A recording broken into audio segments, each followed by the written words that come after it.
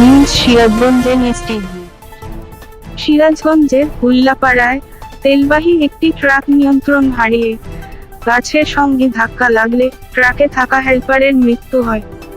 আজ বুধবার সকাল প্রায় 8:45টার দিকে হাটিকুমরুল বনপাড়া মহাসড়কের সিরাজগঞ্জ উল্লাপাড়া উপজেলার দবিরগঞ্জে এ দুর্ঘটনা ঘটে।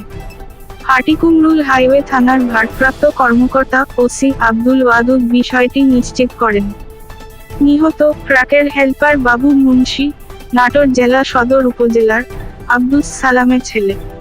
হাটিকুমরুল হাইওয়ে থানার ওসি আব্দুল ওয়াদুদ বলেন, সকালে ভোজ্য তেল বহনকারী একটি ট্রাক সিরাজগঞ্জ হাটিকুমরুল হয়ে নাটোরের দিকে যাচ্ছিল। ট্রাকটি হাটিকুমরুল বনপাড়া মহাসড়কের সিরাজগঞ্জের উল্লাপাড়া উপজেলার দবিরগঞ্জে এসে নিয়ন্ত্রণ হারিয়ে ফেলে।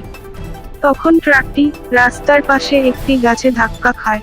এতে ঘটনাস্থলেই ট্রাকটিতে থাকা হেলপার বাবু মুন্সি নিহত হন।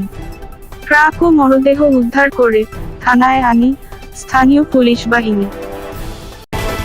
সিরাজগঞ্জের সকল খবর সবার আগে জানতে চোখ রাখুন এনএসটিভি নিউজ সিরাজগঞ্জ।